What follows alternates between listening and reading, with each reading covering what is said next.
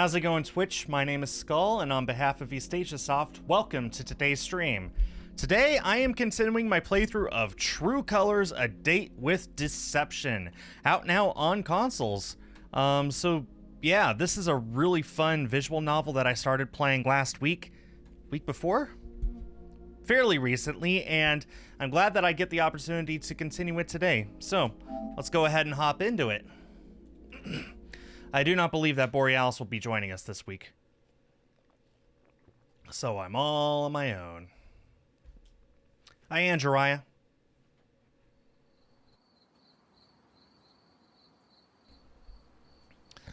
All right.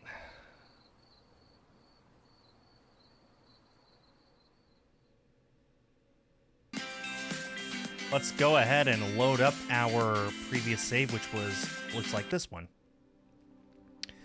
So we have chosen the Ash path as memory serves, right? The non-binary, ambiguous gender option for our date. This game has been going swimmingly so far, and that makes me very suspicious about what might be coming up. Because I figure, if the name of the game is A Date with Deception and everything is going swimmingly, what are we about to hit? Hi, Dim. I'm sorry to hear that. Work done for the day. I'm flipping through the TV channels, looking for something to spend my evening on. Game show, not really my thing. Crime documentary, maybe. Drama. Pause for a second, watching the couple on screen. A lady proposes to her girlfriend who says yes. Cliché romantic music swells as they slide the ring onto her finger. Heh, bet Ash would enjoy watching this. Damn it, Skull, you couldn't go 5 minutes without thinking about them, can you? Shaking my head and grinning at myself, I try to get them out of my head. I can't be turning to mush every time I see anything remotely romantic. I start browsing the channels again before I can find something I'm actually interested in. A noise catches my ear. Oh, I've got a text. I drop the remote, grabbing my phone instead. Okay. Am I the only one who has my phone on silent all the time? Mostly because whenever I'm recording or stream or stuff like that, I don't want for it to go off. If I have a notification, it goes to my watch. In fact, my watch has been buzzing this whole time since I started streaming because somebody's sending me messages. Does anyone else leave their phone on silent all the time and just have notifications completely silented? I guess if you don't have a watch, you gotta have something, right? So, maybe it's just me. It's Ash? That's unexpected. Because you don't own a smartphone. Well, Dim, you're probably the wise one. Right as I was thinking about them, too. It's like their romance sense has pinged from across the city. Let's see what they've sent. Hey, Skull. If you're not busy on your next day off from work, do you maybe want to hang out again, just the two of us? I really enjoyed our cinema trip. No pressure, though. Just an old flip phone? Oh, I love those old flip phones. Oh, I love them, I tell you. Hey, my new phone kind of flips. Here, watch this. Kinda. I actually do have one of these that's the flip version as well. They're fun. I really didn't see that coming. I feel like Ash and I would never have hung out in the first place if I hadn't asked first. Ash seems too introverted to initiate things like that. Yet here they are, asking me to go somewhere with them again. Just the two of us. Is this the sign I'd planned to wait for only a couple of hours ago? A sign that Ash does see me differently than our other coworkers? I'm not sure, but somehow I feel strangely optimistic about this. I kick into action and text Ash back, confirming that I'd love to get together with them again. Maybe this time, something undeniable will happen.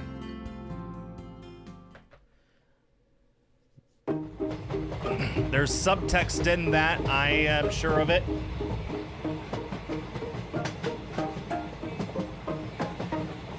It seemed to take forever, but the day has finally rolled around. My second meetup with Ash.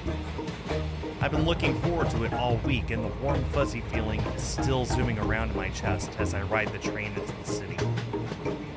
I gaze out of the window in an attempt to occupy my excited brain. However, another distraction comes along. I don't get many phone calls. Who's this? Ash? How strange. Maybe they got to our meeting spot early or something. I go to pick up the call, but before my thumb can hit the button. Oh? It ended. Like, Ash hung up before I could answer. Booty call? That's weird.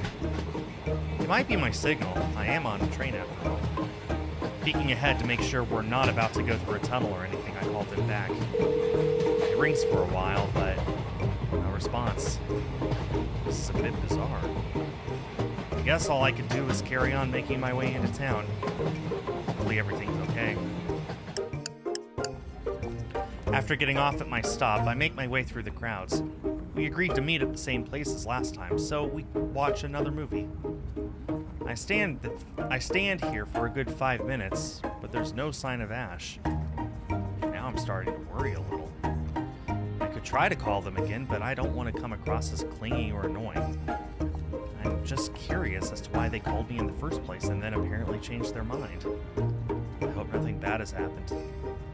I wait for a few more minutes, puzzling over what to do. Then, to my relief, I spot Ash at last. They come barreling down the sidewalk in a hurry, an apologetic look already plastered across their face. Hey. Hey. They halt clumsily in front of me, panting from all the running. Hey, are you okay? I'm sorry. Yeah, I'm really sorry I'm late for the whole confusion with the phone calls. They have to take a moment to catch their breath, so I give them a few seconds. Nothing looks out of place other than their flustered expression. That shirt is such a nice color. That happened. You haven't been waiting for a while, have you? Nearly 10 minutes, but honestly, it's fine. I did wonder what the call was about. Is everything all right? It's all right. Yeah, don't worry. Just caught up with something. Never mind that, though. Shall we go in?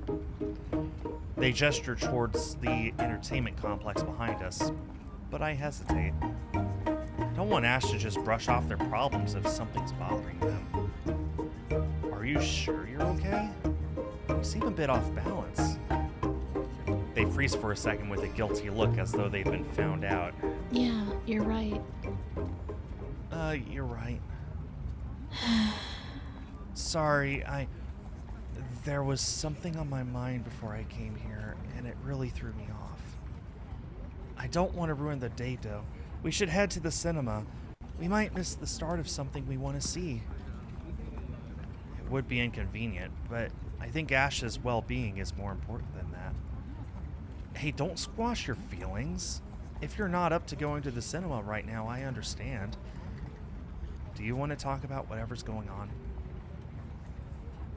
They look at me with both surprise and conflict in their eyes. It seems like they're fighting with themselves as to whether to include me in their issue or not. Well... Well... Yeah. That might, be nice, actually. The reason I called you on the way here was because I was having second thoughts about meeting up today. Oh, damn. That's not good to hear. That's not... I realized I was being silly, though. That's why I hung up. I don't know why Ash would want to change their mind. I really hope it's not something I've done. Well, if you'd really rather not. Wait! No! Seriously, I do! I really wanted to see another movie with you today. I've been looking forward to it. It's just a stupid idea got in my head, and I had real trouble trying to force it out. Their eyes sort of glaze over for a second as though they're deep in thought. I can't guess what this is about, but it seems kind of serious if it made them almost cancel on me. Hi, Roth. All the usual suspects are here in the chat. Can you just... Do you, if it's not annoying to change plans, could we maybe skip the cinema today? I'd kind of like to go somewhere quiet where we can talk. I feel like there are a few things I should tell you. Oh. That's fine, Ash. Don't apologize or anything. This seems important. We can catch a movie anytime. Ash nods, humming quietly in agreement. My intrigue is growing by the second. It seems like it might be a sensitive subject, whatever it is. Is there somewhere specific you'd like to go? Yeah. I do kind of have somewhere in mind if you're cool with me choosing. Sure, no problem. Let's go. There's another timid nod, and then they turn to stride down the street in the opposite direction. Bemused, but very curious, I follow. Ash ends up taking me to a park. I've walked through here a few times before, but never really spent any time in it. Right. This is it. Sometimes I like to come here if I want a change of scenery or some quiet time to think. That's cool. I'm happy to hang out here for a while. Okay. Okay. Want to sit down? Yeah. They lead me further into the park, and I automatically assume that we're heading for a bench. However, Ash walks right past them, heading instead towards the patch of trees at the side of the children's playground. I guess it would be more peaceful to sit there, away from the main hub of activity. We tread across the grass, and then Ash pauses in front of a tree, seeming satisfied. Huh? You're okay? Sure. I can make like a hippie and hug some trees for a day. They exhale a tiny laugh, and then sink down onto the ground. They curl up comfortably against the bark of the tree. Seems like they've done this plenty of times before. I plop down next to them, leaning my own back against its bumpy surface. Smells like nature. You don't get that very often in this city. Neither of us say anything for a little while. Ash simply stares across the park, watching the kids run around and the birds peck at crumbs. I don't mind the silence. I'd rather Ash tell me whatever's on their mind in their own time. Soon enough, they pipe up at last. So... Sorry again for earlier. I probably made you worry. And sorry for this weirdness. No need, Ash. We're good. They're so awkward. Right. So I almost backed out of meeting you because of the whole, non-binary thing. Why would that affect anything? I know I said I'm happy with the way I present myself now, and I really am. It's just that sometimes people feel weird about it. They're not comfortable being associated with someone who's not, you know, like everyone else. I got it in my head that maybe you were one of those people, and being around me in public might make you uneasy. God, that's the last thing I'd ever think. I know what you're saying. Some people just don't get it. But I'm the opposite. I don't have a problem with you being non-binary at all. The way you look is great. Didn't I say I liked your outfit last time we met? Ash's eyes wander around with insecurity. But Yeah, but I wasn't sure if you were just being polite and hiding your true feelings. It's hard to gauge people's reactions. That makes sense. I'm sorry if I gave you the impression that I didn't approve or anything. It's fine. No, don't apologize. You didn't do anything wrong. It was me. I think I projected my own fears onto you and read something into it that wasn't there. I do that sometimes. They wring their hands awkwardly, and a pang of sympathy hits me. It must be difficult, right? I won't pretend to know exactly what you go through, but I can imagine it gets bad at times. It does. I've had people purposefully avoid me before and refuse to be seen with me. That's bullshit. Anyone who judges you like that's an asshole. My brow crinkles in annoyance as I speak. No one should treat Ash any differently just because of who they are or what they look like. I can guarantee that you'll have no problems with me.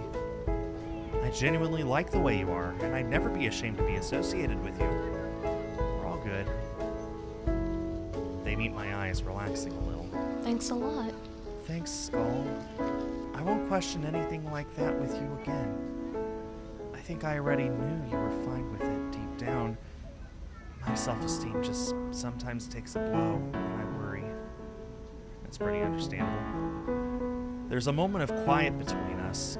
Ash fiddles with a blade of grass between their fingers and then glances sideways at me.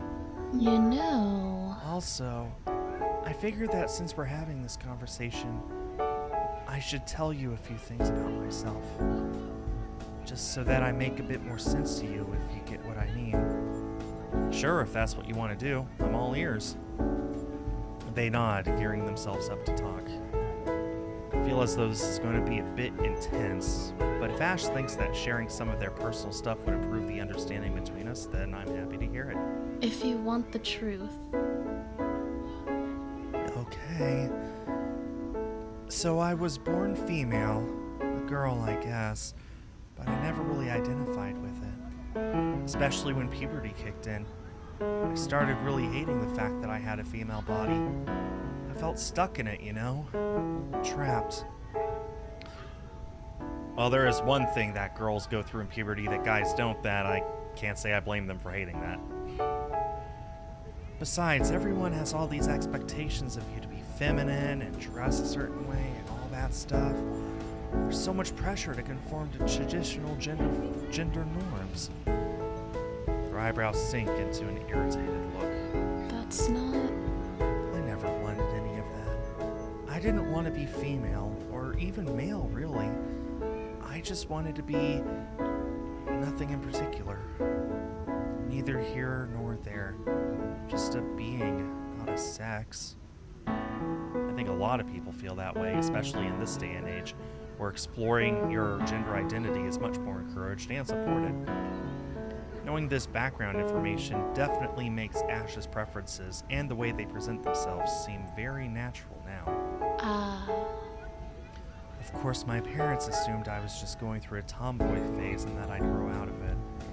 It was hard to prove them wrong and actually have my feelings recognized. I bet it was. Parents tend to think they know everything there is to know about their kids, right? Right? Exactly. I'm lucky, though. As I got older, they eventually accepted that I was serious about my identity. They're supportive now. That's awesome. I'm really pleased that they're on your side. Ash nods, seeming comforted at the thought. I just feel like... Over time, I've slowly come to be more public and committed about being non-binary. I started asking people to use different pronouns for me, and I wore the clothes I felt most comfortable in. Some people didn't get it, but most have been nice about it. My parents never comment on what I look like anymore, and always use they, them when talking about me. A tiny smirk works its way onto their face. Wow. At least they didn't have to get used to me renaming myself, right? I lucked out by getting a unisex name like Ash. Yeah, handy. We chuckle and the atmosphere around us lightens a little. If I could get personal here, this is something that it like me personally, it doesn't affect me. I've always been a guy. I've never questioned that. Same with all my family and most of my friends. But as I've gotten older and the whole gender fluidity thing has become a lot more mainstream, it's something that I have actually really kind of struggled with. Not accepting people, but changing their pronouns. I have a friend that I used to make videos with a lot, and they came out as transgender after, I don't know how best to describe this even now I don't know how to put it. Used to be a he, now it's a she. I was friends with them for like 5 years when it was he, and then suddenly one day it was she. And to me, it was actually really hard for me to make that mental swap. I fully accepted her for being trans. That wasn't the issue. The issue was I had known her as him for so long that my brain was just sort of hardwired, and even now sometimes when I refer to her, I sometimes say him, and then instantly I'm like, her, meant her. Thankfully, she's been very understanding. She knows that I'm not being malicious or anything. I'm just stupid. So, But yeah, this is definitely something that more and more people are going to have to deal with this day and age. It's just the fact that the pronouns that you might use for someone could change at any moment. You just gotta be ready for it, even for people you wouldn't expect. And the number one important thing is that it's okay. Doesn't make them any less of a person. It's just something new that I have to worry about as an adult that I didn't have to worry about as a kid. In fact, these days, I've had to force myself to get used to, if I'm talking with someone that I intend to, like, you know, you guys know I'm a YouTuber, and sometimes I record people that I post on YouTube later on for like an interview for a video or something like that, you know, as an example. And I've had to get used to before now, whenever I interviewed them, I'd just be like, okay, what's your name? How do you spell that? Now I also have to include the question, what pronouns do you use? No one's been offended by that yet. I think everyone sort of realized that you can never be sure anymore. But it's something that I've had to reteach myself. Hopefully more and more things that everyone but people will willingly adopt and accept.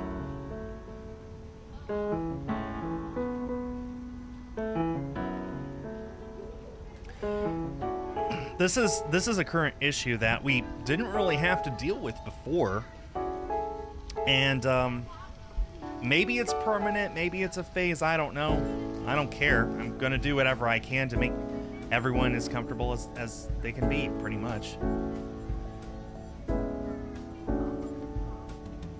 Well, I mean, I've always said they, them whenever I was referring to a person that I didn't know what they were, or it was ambiguous. Like, if I had a friend online who, or somebody who I was chatting with on AOL Instant Messenger, for example, then I rarely knew if they were a guy or a girl, so I would always say they, them when I was referring to them to other people. Pretty much. So just, yeah, so Ash is they, them. Might have been born a girl, which I think was kind of obvious, but that's fine. They prefer to not be known as a girl. They prefer to just be known as Ash. Simple as that. I don't see anything wrong with that.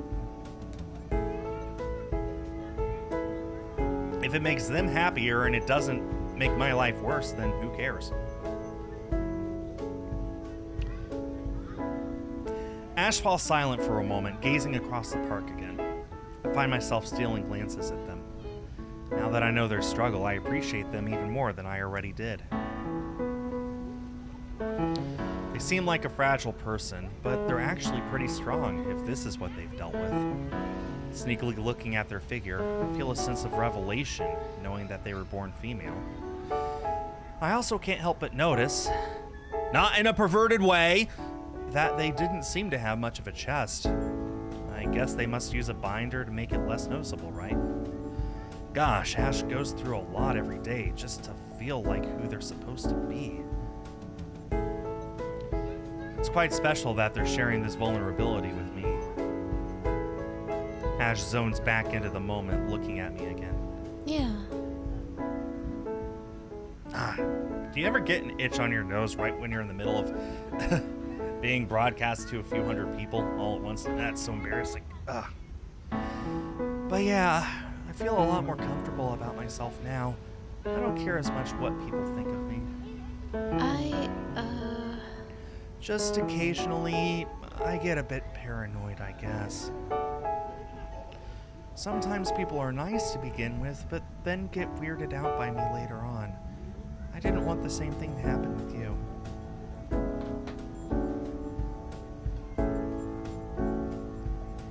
There, I turn off my webcam. This lets me scratch my nose all I want without you guys having to look at it. Oh, so much better. Okay. There we go. That's why I freaked out a bit earlier. So yeah, Sorry I messed you around like that. Seriously, you don't need to say anything. No harm done.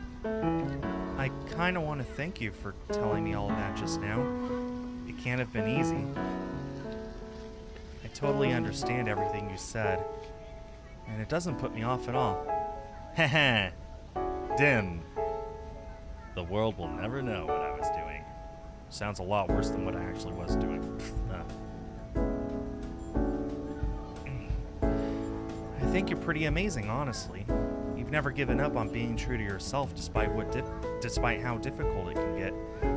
That's awesome, Ash. Really. My cheeks burn a little with embarrassment, but I mean it. Ash stares at me, their eyes swimming with several emotions at once. Oh, You... thanks. Thanks, Skull. I'm really glad I opened up to you. You just get it. I nod with a smile, and they return it. Being non-binary can just make things complicated sometimes. Friendships and relationships especially. I'm sure it does. Relationships are complicated anyway, even without something like that being a part of it. Ash nods more vigorously, emitting an enthusiastic noise of agreement.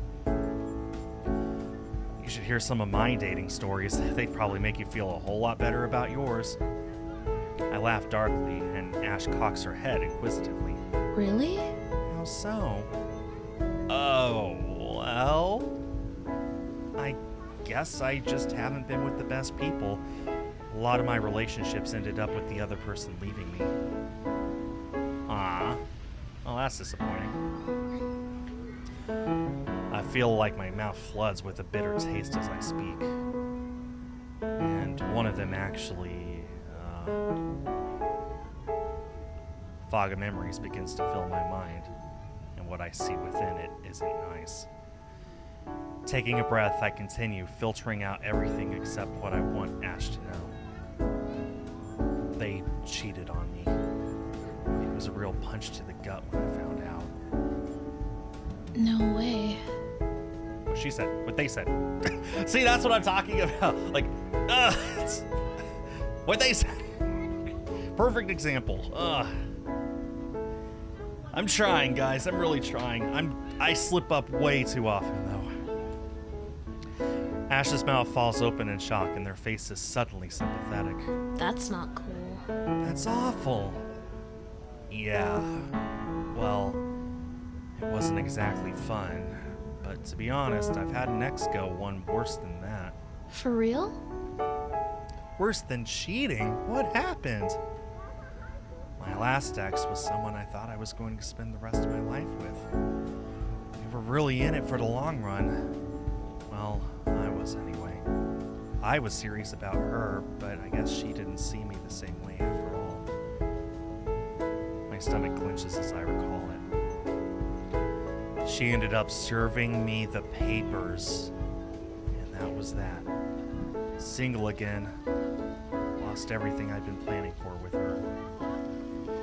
Serving the papers? Like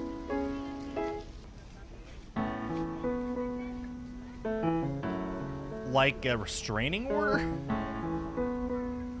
My eyes drop to contemplate the grass gloomily. I hear the sound of dirt and twigs rustling as Ash shifts in place, reacting to what I've said. Divorce papers, most likely? But they weren't even together, right? I mean, they weren't married? I'm sorry. Or I guess maybe they were married. I didn't get that impression, but maybe they were. Skull, I'm so sorry. I didn't know that about you at all. Okay, was married. I'm just stupid. None of our coworkers had ever mentioned that you'd been married before. No. I'm not going to go into all the ins and outs of that. Ash doesn't need to see the big picture. This is enough. Well, divorce seems to be a theme in my life anyway. My parents got one when I was about 10. Maybe they were preparing me for the future. Well, appreciate that, Dim. I laugh darkly, seeing no point in getting angry about it. I'd rather just deflect it with humor. That's tough on you. Still, though, that's a lot to go through. I look back at them again, and the gaze we share is pretty deep. Ash then reaches across to me, completely taking me by surprise. They grab my hand, holding it between both of theirs, and squeeze it warmly. Oh, As if they suddenly realize what they're doing, they quickly jerk away, staring shyly at the ground. Sorry. They trail off, but somehow I feel my bitterness floating away as I look at them. That was so sweet just now. It's okay. I don't mind. We make eye contact again, and this time I'm the one to move first. I slide my hand toward them, pressing the back of it against theirs gently. They pause for a second. Then, our fingers interlink. right. I guess we've both been through a lot, huh? You could say that. You know. I think that's why it's extra nice that we could talk like this today. We can kind of empathize with each other, even if we haven't shared the exact same experiences. We just get each other's perspectives, right? The corners of their mouth twitch upward into a real smile, and it warms my whole being. Yeah, I really feel that too. I'm glad you're comfortable enough with me to open up like this. Nice. Yeah, I'm not as anxious as when we first met. I trust you. I trust you. 3 little words that hold so much power. We laugh sheepishly, still grinning and holding hands. Ash's mood seems to have lifted, and I'm pretty touched about everything that's happened today. We've definitely grown closer, and it's something I can't put enough value on. I really like Ash, and every day we spend together only intensifies it. Things are still uncertain, but I know for a fact now that Ash is the person I want to try to make a future with. I can't deny my feelings anymore. I'm falling for them, hook, line, and sinker. Today has been a little rocky, so I better not act on those feelings just yet. I wouldn't want to overwhelm Ash after they've brought up so many delicate feelings of their own. For now, I keep my affections inside and squeeze their hand again. Our connection is strengthening, and if I'm lucky, it might just lead to what I'm wishing for.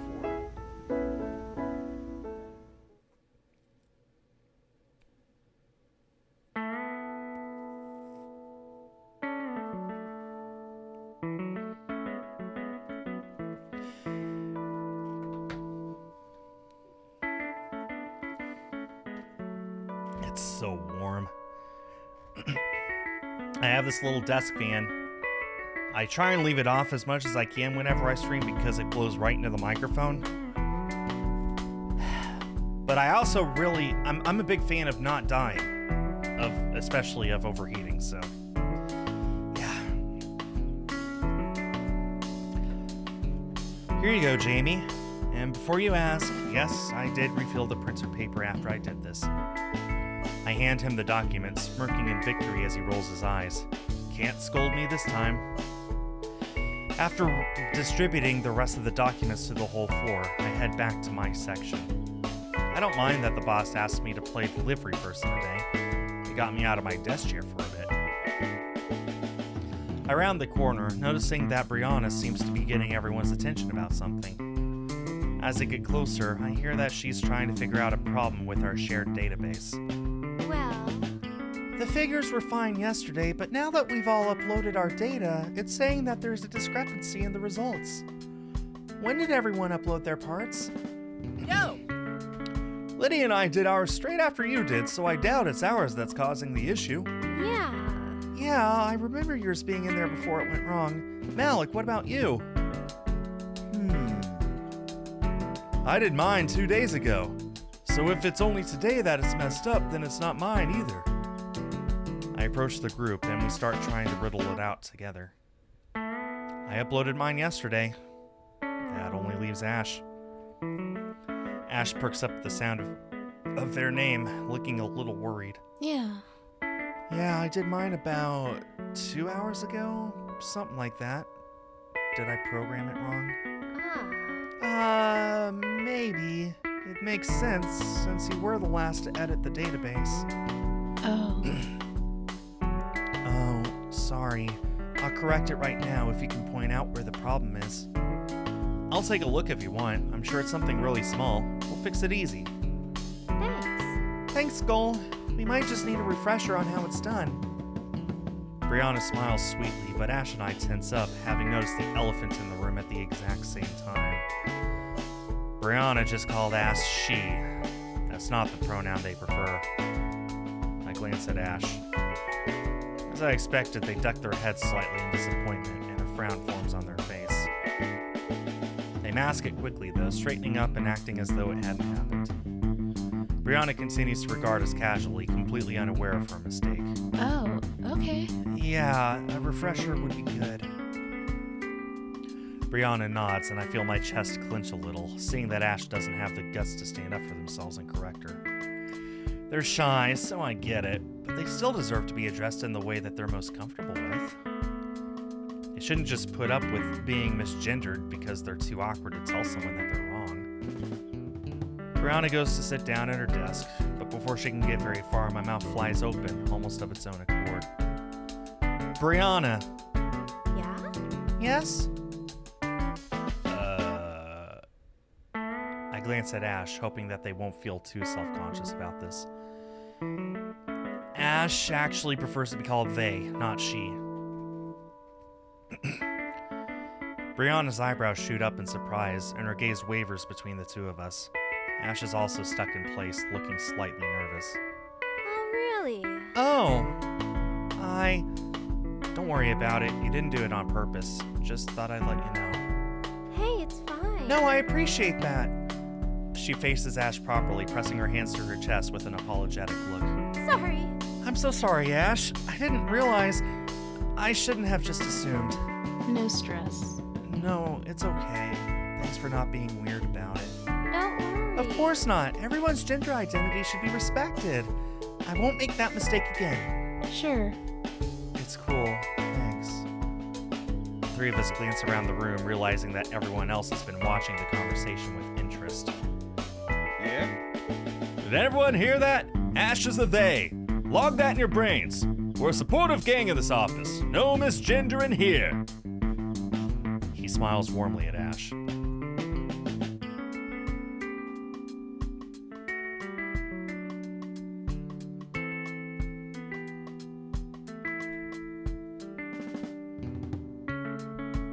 Oh, wow. I don't know what they're doing upstairs, but somebody just did a big jump and landed really hard on the floor up there. Wow. That was, that was loud. I'm sure the microphone didn't pick it up, but yeah, the whole ceiling creaked right there. The others nod and agree respectfully. Ash relaxes, seeming less awkward now that the scene hasn't blown up into something really embarrassing. I appreciate that. It's good of you to point that out to us, Skull. How long have you known about it? From the first week you guys started, I think. Huh? I guess you two must have got pretty close then. He looks across at Ash again. Hey, I'm glad you were able to tell someone in the office, and now we all know, so there'll be no more issues. I think so. Yeah, it's kind of a relief, actually. I guess I only told Skull because it can be awkward with large groups of people. exactly. I get that. Also, Skull is just good to talk to, right? He winks at me, and I grin. Definitely. Uh-huh. It felt so comfortable, I kind of forgot how much it scares me sometimes. Ash's whole energy shifts as they say this, and they smile as they gaze at me. Their honesty kind of bowls me over, especially since the whole office just heard it. Oh. Ho ho! You guys are so in love! Are you sure that honeymoon's not coming up? Everyone chuckles and I roll my eyes. Can it, Sean? Yeah. Yeah, knock it off. we'd have to get married before we could have a honeymoon anyway. And just so you know... Ash's mouth suddenly twists into the most mischievous grin I've ever seen on them.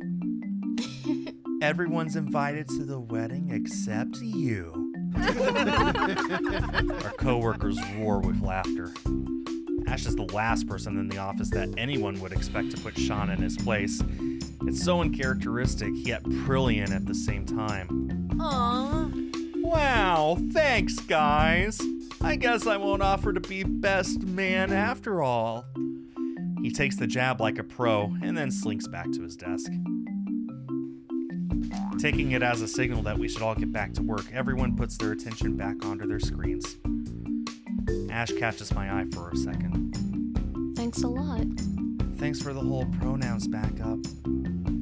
They gaze contentedly at me, and a warm feeling spreads through my chest as I see how relaxed they are now. Anytime.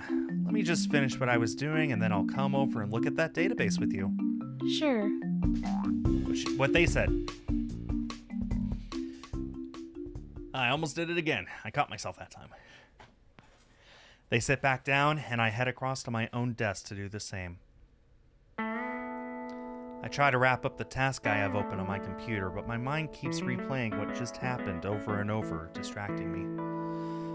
All that teasing was pretty par for the course, but the way Ash actually clapped back for once, and it wasn't just any old comment to get Sean to shut up. He actually played up to his fake insinuations and barely even got embarrassed about it. For someone as shy as Ash, to suggest that we were a couple so boldly in front of everyone, even if it was only as a joke, I feel like that's gotta mean something. Butterflies swarm in my stomach all over again as I think about it. Ash and I have definitely been growing closer lately, especially since that deep conversation we'd had in the park. My insides buzz with longing, and I start to wonder whether I should... Yeah, I think I'm gonna do this. I've been thinking about doing something for a while now. Something that'll really seal the deal and bring the two of us together in a much more powerful way. I think it's about time I acted on it. After today, it finally feels like the time is right. Yeah, tonight, after work ends, I'll make it happen. I'm going to kiss them! By the time we all clock out and leave the building, my palms are starting to sweat with anticipation. I feel like a teenager again. I mean, either that or you skipped lunch and you're dehydrated, you know? Whichever. As we all say goodbye to each other, I catch Ash's eye, subtly hinting that I want to talk to them alone. They get the message, casually putting distance between us and the rest of the gang. What is it? Hey, what's up? Not much. I was just wondering what color flowers you want for the wedding. They giggle, their cheeks turning pink. Ouch. Oh God, that was a mess, huh? Yeah, but you gave Sean what for? He was almost speechless for a second. We chuckle at the memory. Hey, By the way, I did genuinely appreciate you correcting Brianna like you did. You didn't have to stick up for me, but then I guess I probably wouldn't have spoken up about it myself, so thanks. I'm glad the record's been set straight. Oh, that's a relief. I thought I might have said too much at first. They shake their head and their hair flops cutely around their face. it's alright. No, don't worry. You're good. We share a smile, and then I take a breath, seizing my chance while it's here. Go on, Skull. Don't screw it up. Don't screw this up! If I yell at myself, it's all good. So, on the subject of you and I know we were just joking about being a couple earlier, but I was actually wondering if you might like to go out with me for real, like, Really? on a date? Their surprise is written all over their face, and it sends a little shockwave of nerves through me. Yeah, if that's something you're open to. I totally understand if you're not. I've just really been enjoying getting to know you. I'd love for us to spend more time together and see where it goes. I I really like you, Ash. My cheeks throb with heat as I say it. Oh man, why is confessing her feelings so embarrassing? I feel like I'm sweating a river. Ash simply stares at me for a few seconds. They clearly didn't expect me to say any of that. The longer our eyes remain locked, the more I feel as though I've made a mistake. Have I ruined our friendship by wanting more? Well, I mean, after all the exes that Skull has had to worry about, I don't blame Skull either. Real Skull doesn't have exes. Real Skull's only ever had one girlfriend, and he married her. And they've been married for 12 years now. So Real Skull cannot understand fully what this Skull is going through, but can't be fun. They blink slowly, loosening up a little at last. for real? Wait, really? Yeah, I'm serious. Why? Do you not? Wait, No, I'm not used to being asked out on dates. But if you actually mean it. Of course I do. You know I think you're great, Ash. We got a honeymoon coming up, remember? My humor breaks the awkwardness and they sputter out a laugh. Well, in that case, yeah. I'd actually really like that. Yes! Victory! Oh, awesome. Are you free on Saturday? They nod eagerly. Great! I kind of had an idea of what we could do, but if you'd rather choose, that's okay too. okay. I mean, you know what I'm like. We'd just end up seeing another movie. I'll go along with whatever you pick this time. That's the exact answer I was hoping for. All right, cool. So, shall I text you with the details later? Nice. Sounds good. Honestly, thanks for asking me. I smile, shaking my head. Ash is a wonderful person. They should never feel as though they're not worthy to be asked on dates. No, thank you for saying yes. We share a sheepish grin, and then Ash takes a step backward. Huh? So, I'll see you on Saturday? Absolutely. Looking forward to it. Definitely. Me too. See you then. Bye. They head off down the street, and I swear I see a little bounce in their step as they go. My own heart is thundering happily. What a success.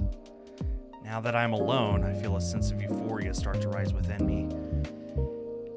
They said yes. And now this dream of mine that I've been longing for, fantasizing about, can finally come true.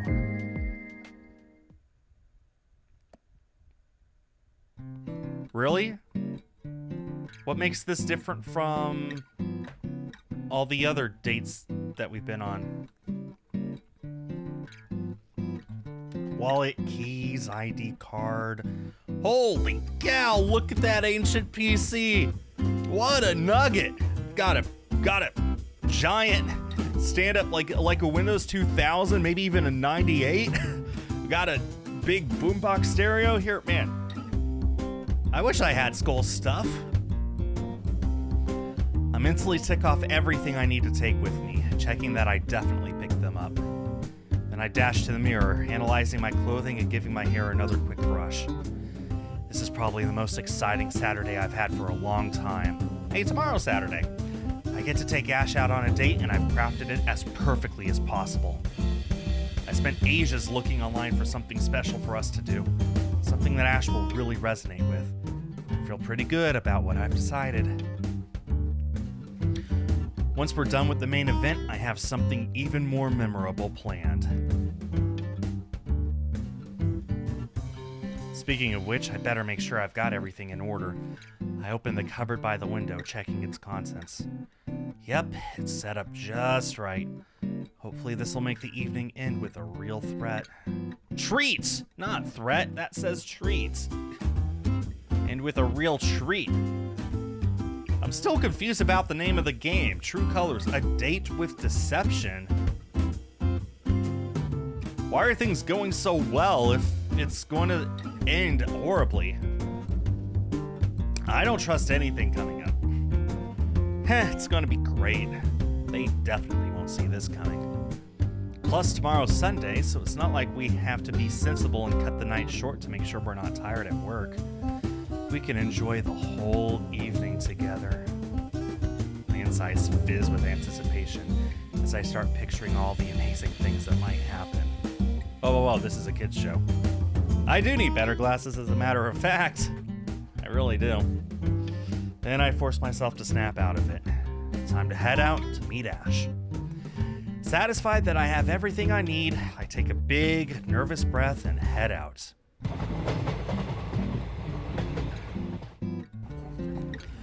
Right on time. Good. That'll give me a chance to... Oh, damn. Ash is already here. I quicken my pace, jogging up to them sheepishly. Hey, sorry you've been here a while. The last thing I wanted to do was leave you hanging around. No stress. Don't worry, I purposely got here early to make up for last time, you know. They grin and I shoot one back. You didn't need to. We chuckle and the atmosphere between us feels slightly strange. Not in a bad way. I think it's just because this is an official date. Things just automatically feel high tension. Can I ask? So, what's the plan? I've been wondering about this idea of yours. I can't help but smirk to myself as I picture everything I'm aiming for today. Well, I'm not giving too much away yet, but let's just say the first part is definitely your kind of thing. Really? Why's that? Is it romance related? You could say that. Nice. Nice. Is it another movie? Nope, but we do have tickets for something. You're gonna have to wait until we get there to find out, though. I shove my hand into my pocket, pulling out the tickets and waving them in the air teasingly. Ash giggles like an excited kid. All right, I guess we better get going then. Yep, shall we? They nod with curiosity flashing in their eyes, and I lead the way. When we arrive at our destination, Ash's eyes widen with interest. We step into the lobby of a local theater. Plenty of people are milling around, chatting excitedly and buying drinks for the show. Wow. Whoa, this place is kind of fancy. I've never actually been here before. Neither have I, but when I saw what was on today, I had to bring you. We share a smile, and I hand the tickets over to the staff member welcoming us. He scans them and passes me a smooth, shiny booklet. What is it? What's that? Just something I pre-ordered when I bought the tickets. Cool. Let's see. Not yet. This is a surprise, remember? I hug the booklet to my chest, laughing and trying to hide it from them. I want to keep the mystery going as long as possible. They giggle, crossing their arms and fake pouting like an upset child. Come on, let's find our seats. We wind our way through the crowd, heading into the auditorium. Ooh, this place is fancy. After finding our seats and getting comfortable, Ash nudges me softly. Huh? So, are you going to tell me what we're here to see, or do I have to wait until it starts? All right, here you go. Grinning, I surrender the booklet in my hands. Ash takes it hungrily, their eyes sweeping across its cover. It's the program for today's show.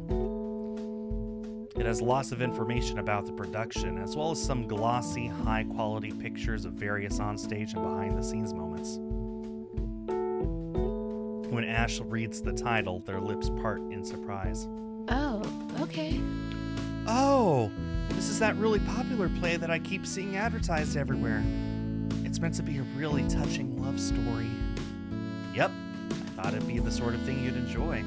You know... I've actually been thinking of coming to see it. I just hadn't got around to looking at dates yet. I never really go to the theater, but it's something I've been curious about for a while. Oh well, lucky choice on my part, I guess. Now you get to see what it's like. Thanks a lot. Yeah, thanks, Skull. It was really thoughtful of you to treat me like this. They beam at me. As I'm smiling back, they raise an arm, snaking it toward me. Oh. I think this is the first time we've actually hugged. It's slightly awkward due to the fact that we're having to swivel in our seats and do a kind of sideways hug, but it's still really nice. Ash doesn't seem big on physical contact, so I take this as a good sign. They withdraw after a few seconds, keeping it short but sweet. This is great. Seriously, thanks. I'm even more excited for the show now. No worries. I hope it lives up to your expectations. Yeah. I'm sure it will. Here. They offer the program back to me, but I shake my head. That's okay. I bought it for you to keep as a souvenir. Take it home. They pause, seeming a little taken aback. You're awesome. You're so generous, Skull. I shake my head again, my cheeks buzzing with heat. We still have a few minutes until the show begins, so Ash spreads the program out between us. We flick through it together, admiring the photos and little snippets of trivia. I'm very aware of how close we're leaning in together. Technically, it's not that different from the times we've pored over the same piece of paperwork in the office. Given that this is a date, though, it feels 10 times more electric to be this close. Soon enough, the lights dim, announcing the start of the show. Ash puts the program away, sitting up straight and peering at the stage eagerly. That's Venus! I knew there would be some kind of an Easter egg.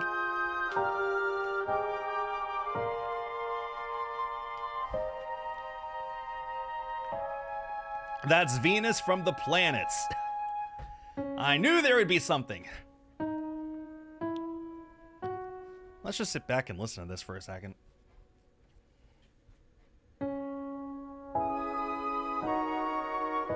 Seconds over. As promised, the play delivers on the romantic theme right from the beginning. I'm impressed to see that there is an actual live orchestra providing the soundtrack. I know nothing about music, but some of the players seem very skilled. The pianist looks super absorbed in his work. His dark hair masks his face as he leans over the keys. There's also a very expressive female flute player who creates lovely melodies with her well-trained breath. I'm assuming that she has red hair. Seems familiar, trophy earned, but that's kind of improbable. What a cute little Easter egg. Recorded music being played over the speakers would have been fine, but this is a nice touch. We watch the love story unfold. Every now and then, I steal a glance at Ash. Their face glows with joy as they drink it all in. I think I hit the jackpot with this play. They seem to be really getting into it. Ooh, beautiful. The whole point of going to the theater is to listen to the live music. It's live. It's live performances. It's live music. It's all that stuff. You could do recorded, but it just doesn't hit the same. Glad that I've gotten the date off to a promising start. I relax and enjoy the show. The first half had gone surprisingly fast. I guess we'd been pretty absorbed in the action. When the interval began, Ash had immediately begun to chatter happily about how great it's been so far. I'm so pleased that they're having a good time. I've just got back from buying us a tub of ice cream from the refreshment stall. They're pretty expensive for a little cup, so we decided to share one. We take turns scooping ourselves a bite with tiny plastic spoons. It's sort of intimate in a way, and it makes us both blush as we eat.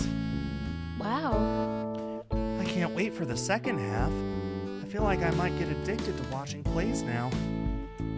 I mean, that's fine, as long as I can tag along too. They giggle, and I join in. Definitely. Of course, you're the one who got me started after all. I do seriously appreciate you doing this for me today, Skull. I never expect anyone to feel my silly obsession with romance, but you're actually supporting it. Why wouldn't I? The way you're so passionate about it is one of the things I really like about you. I feel a little sheepish over saying something so cheesy, but it's true. For real? Really? You don't find my tastes annoying or lame? I I'm used to people kind of disregarding my interests, or, to be honest, a lot of things about me. They trail off, looking suddenly pensive. It makes me sad to know that Ash struggles with their self-confidence thanks to people brushing them off for various reasons, all of which are stupid. Absolutely not. I don't find anything about you annoying, Ash. The way you look, the clothes you wear, and how you present yourself, how committed to your identity you are, how considerate and sweet you are, the way you talk about relationships, the things you're passionate about, they all make you really awesome in my eyes. My face practically sizzles with heat, but I admit every word. Ash is a wonderful person, and they deserve to know that.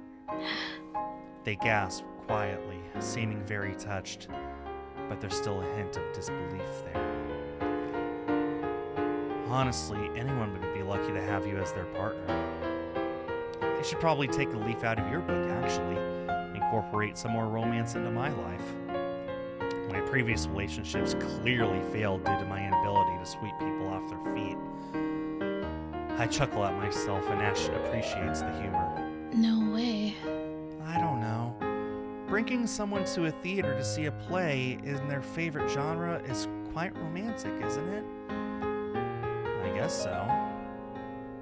We both go quiet for a moment, smiling bashfully. It's a start, at least. What else should I do to hype up the romance? Ash giggles, and the pinkness in their cheeks deepens. Well, this is kind of romantic, too. They nod at the pot of ice cream we're holding between us. It's almost empty, but there are a few bites left.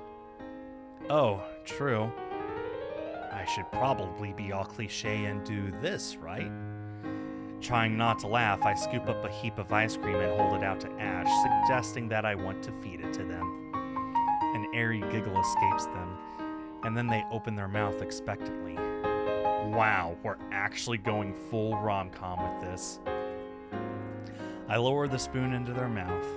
They savor the taste while peeking at me, half embarrassed and half pleased. This is sappy as hell. Somehow I don't care. Now you. Ash returns the favor, but as I open my mouth, splotch. With a mischievous grin, they purposely blob the ice cream onto my cheek instead. I sit there rolling my eyes like a fool while they snicker at me. Okay, but who didn't see that coming? Thanks. Really adds to the atmosphere. Ash buries their face in their hands as they laugh. Although I've got ice cream on my face, I can't help but admire how carefree they've become. They're almost like a different person when they're fully relaxed. Well, not different. Just more Ash than I see elsewhere. They actually have a cheeky side, and I love it. You know, you're gonna have to find some way to wipe this off me. I didn't pick up any napkins, and this is entirely your fault. I raise my eyebrows at them and they breathe a shy giggle. Huh? How am I meant to do that? I don't know. Use your imagination. I'll be honest, I'm kind of flirting here. I hadn't entirely meant to, but we're so familiar with each other now that I can't resist. Plus, this is an actual date, right? The smile on Ash's face shrinks into a look that seems almost spellbound, as though they're thinking really hard. Their eyes flit between the ice cream slowly melting on my cheek and my mouth. Their own lips part slightly as they stare, entranced. Are they actually considering? And I'm guessing that the second half is going to start now? So close. My heart starts hammering double time, and for a second, I feel like Ash leans ever so slightly closer to me. Now! And then the room is plunged into near darkness. The second half of the play is starting. We're both startled out of our moment, and Ash sits back in their chair suddenly, looking embarrassed. Oh man, we almost kissed just now. Realizing how much of an idiot I must look with ice cream still smeared on my face, I carelessly rub it off with my sleeve. I guess we'll have to continue that later, if Ash really does want to. It seriously seemed like they were about to go for it. I kinda can't believe it in a way. This is Ash we're talking about. They seem too timid to initiate a kiss. And yet, something was about to happen. I'm sure of it. There were practically sparks flying between us.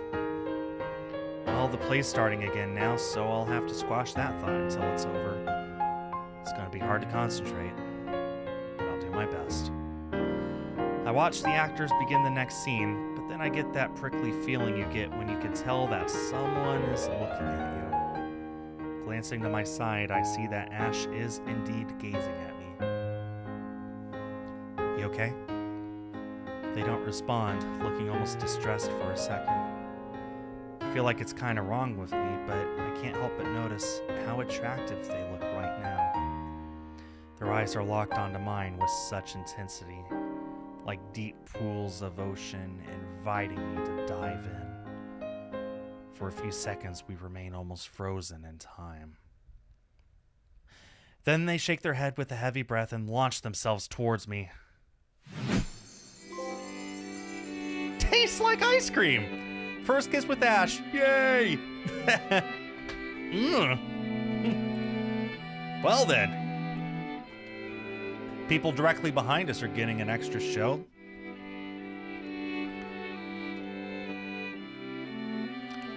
My senses are blissfully assaulted by many things at once. The tickle of Ash's hair against my face, the rush of hot breath on my skin, the pressure of their lips against mine. It actually happened! I'm a bit stunned that they just sprung it on me like that, but the happy tingles running through my body make it all worth it. I also don't really care that we're in the middle of a crowded theater right now. I've been hoping that Ash and I might get to this point, and it's so satisfying to know that we made it. They really do like me back. Before I know it, Ash withdraws from me almost as quickly as they'd pounced. I'm sorry. Sorry. They whisper to me under ragged breath, their cheeks crimson. I kinda couldn't help it. A quiet laugh escapes me, seeing them so worked up. I guess the tension between us was too much to ignore. There's a plane outside my window. Okay. They're actually quite bold when they're feeling strongly about something. Ash is full of surprises. Don't apologize. I'm happy you did. Their eyes meet mine again and then they relax. They beam elatedly and I do the same. We find each other's hands in the near darkness, linking them fondly. Not wanting to make any more of a scene, we put our attention back onto the play. I'm so euphoric that I feel as though an entire firework display is exploding in my chest. I'm so lucky. Today has gone even better than I had imagined, and now a whole new avenue has opened up. An opportunity for Ash and I to become the couple I've been hoping we could be. Trying unsuccessfully to suppress my ecstatic grin, I glow with joy. This is going to be a day to remember. There's subtext in that phrase. Why is that an ominous subtext that I sense? We enjoyed the rest of the play, practically vibrating with happiness. By the time we exit out into the theater's lobby again, our hands are sweaty from having stayed clasped the whole time. This is great. That was really good. Thanks again for organizing this. It was definitely worth seeing. Don't mention it. It's awesome to see you so wrapped up in something you like. I've had a great time with you tonight. Yeah. Me too. I haven't had this much fun in a long time. Everything was... They blush as their eyes momentarily fall to my mouth again. You're awesome. So nice. How can such a tiny gesture make my temperature zoom like that? I think it's because I'm used to Ash not flirting or expressing their thoughts physically. It is hot in here. That's why I turned on my fan. Skull should have a fan like Skull does.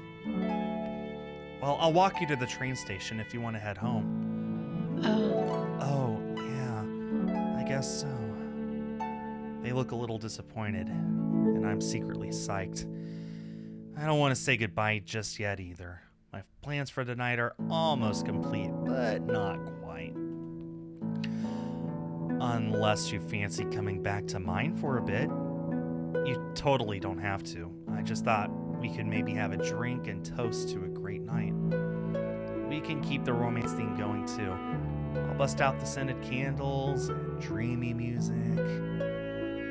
They giggle, their cheeks dimpling as they smile. Nice. That actually sounds lovely. As long as you don't mind. Of course not. I'd love to spend more time with you. Okay. All right then. Lead the way. Sure. I offer my hand, and to my delight, they take it once more. Yes. It's been a perfect day. Let's end it with a perfect night.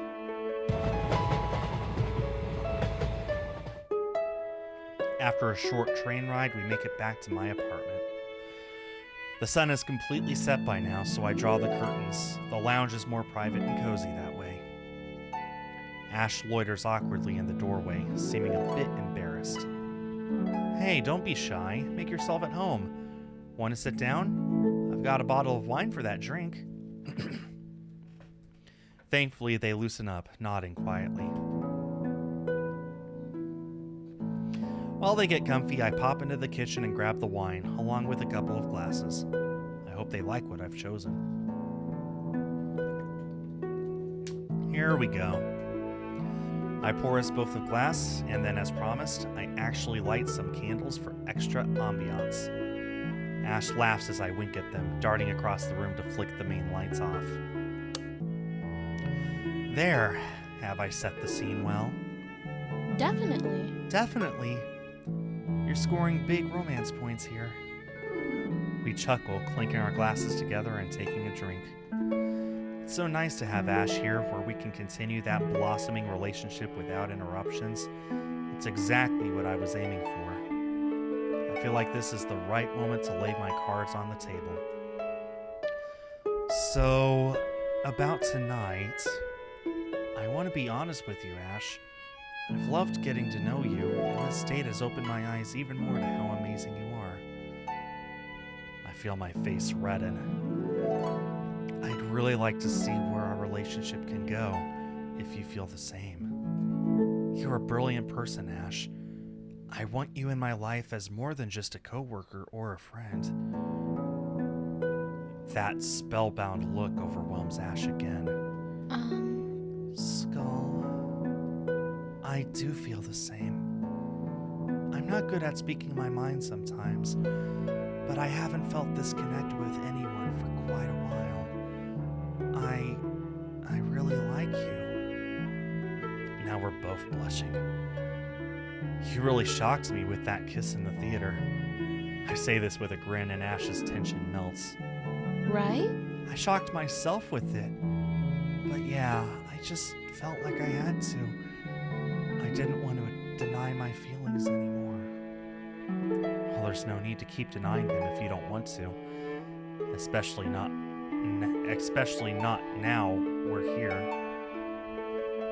I wave a hand at the warm, flickering candlelight around us. Ash gazes at me almost in awe, and then something flashes in their eyes. Yeah, you're right. What they said.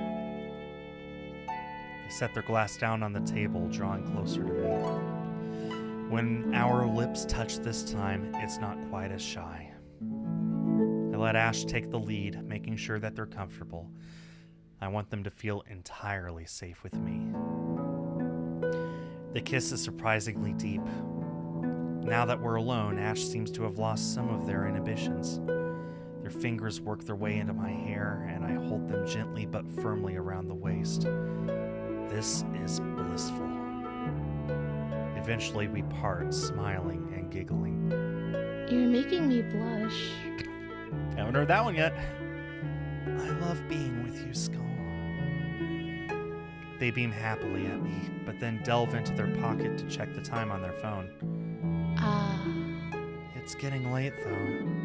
I think there's only one train left that'll get me home. I kind of wish I didn't have to leave. The words are like a symphony to my ears. You don't, Ash. You can do anything you like. You could do whatever you want. Their expression turns thoughtful, and I speak more seriously. I know it can be hard to feel confident and not crumble under expectations or worry about what other people will think. But I don't want you to feel obliged to just go along with what you think you should do. You've been strong and bold about your gender identity, regardless of backlash, right? You deserve to be like that in every aspect of your life. If you want us to be a couple, then we will. I'd be honored to have you as my partner, and it's irrelevant what anyone in the office would think. If we're happy, then that's all that matters. Ash exhales a tiny breath, optimism beginning to creep into their face. Tonight is yours for the taking, Ash. So if you don't want to leave... I slide my hand across the couch, grasping their fingers softly. Then don't. A sense of revelation seems to come over Ash.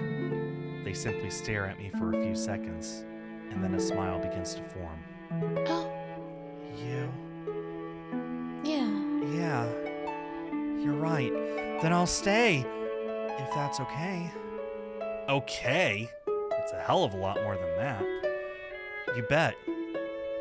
Let's end tonight our way. They breathe an exhilarated laugh, and a delicious feeling of victory courses through my veins. This is it. There's only one thing left that I wanted to do tonight to really seal the deal between us and complete my big plan. Everything has fallen into place, and now I can make it a reality. Here, let me help you to be sure about your decision. Okay, I don't know what's about to happen. I stand up from the couch and Ash watches me with interest as I cross the room. I've been thinking about this moment for way too long. Now that it's finally here, I'm almost shaking with anticipation. I close the door, which I'd left ajar after returning from the kitchen earlier. Pulling my keys from my pocket, I select the one I need. It turns in the lock with a satisfying click. Perfect. I swivel back to face Ash. They've also got to their feet, gazing at me with curiosity and confusion. What's going on? Oh, what are you doing?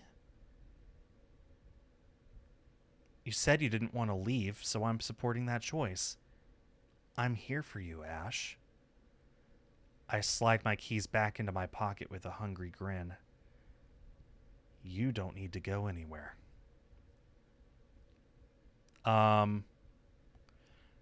Ash's eyes flick down to my pocket as the keys disappear, their brow creasing. But I don't get it. Why do you need to lock the door? Oh, Ash. If only you knew what I've been building up to. There's a very good reason for that. Let me help you understand. They shift with a little discomfort, but wait for my explanation regardless.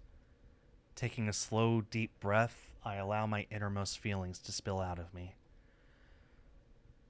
From the moment I met you, I don't know how to read this. I don't know if it needs to be sincere or devious. I don't know.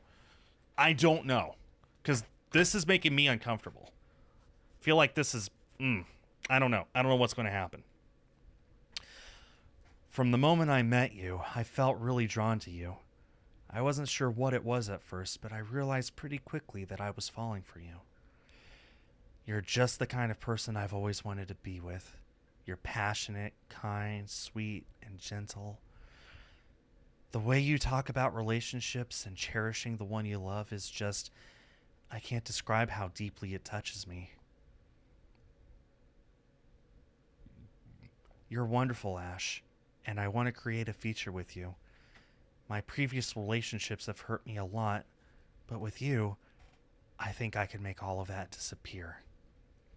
That's why I'm so glad you came home with me tonight. You've helped me to make something happen. Something I've been fantasizing about for a long time from before we even met. Huh? I don't... They seem both flattered at my romantic words and puzzled about my real meaning.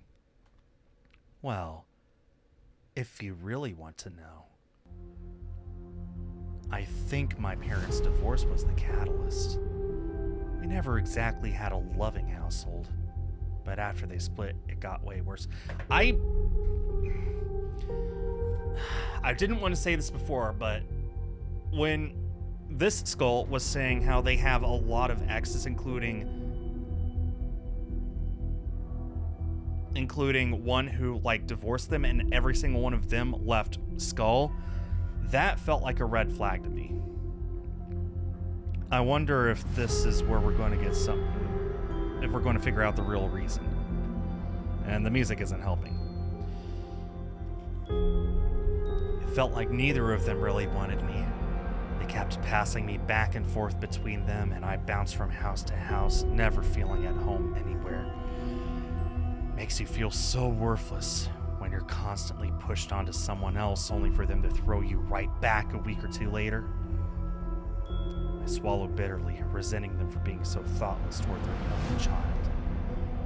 Since my parents clearly didn't love me, I knew I'd have to find that love somewhere else.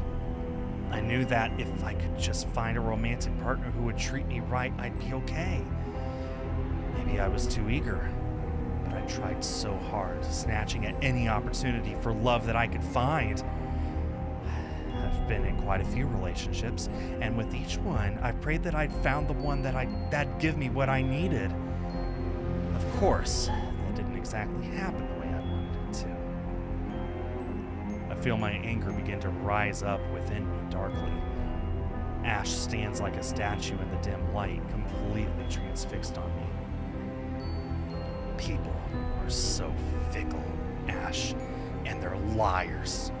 They say they love you, when in actual fact they have totally different agendas. I've always given my all in relationships, and every one of them betrayed me. I don't ever want to hear excuses again. My exes said so much bullshit. You're so overbearing, Skull.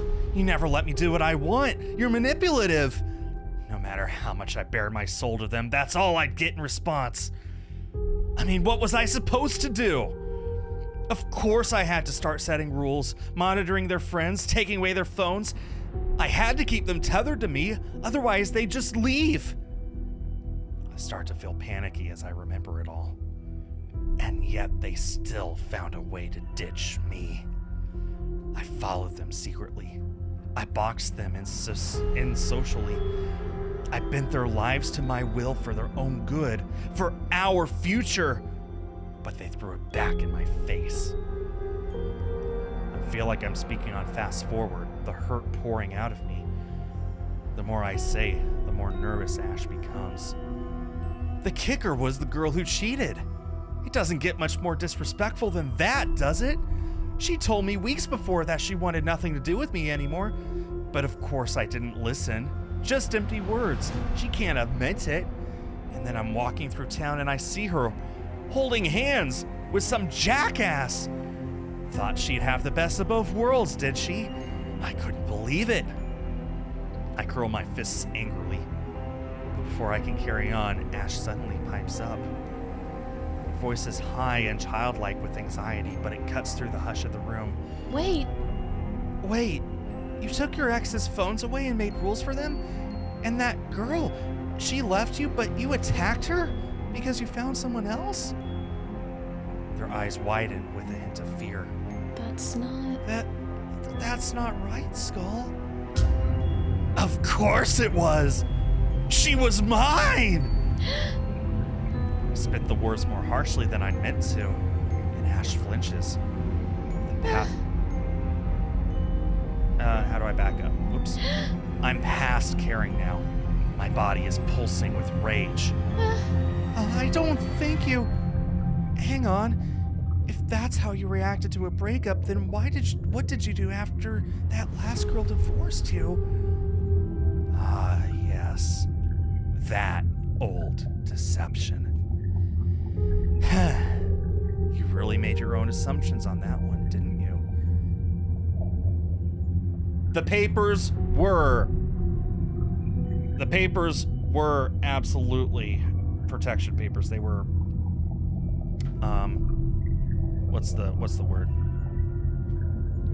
She never divorced me, stupid. We were never married in the first place. What? What?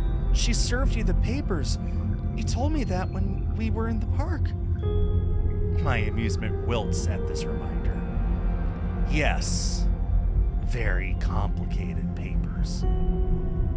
I had to go to all sorts of legal bullshit meetings, and now I'm not even allowed to go near her. Moved house and everything.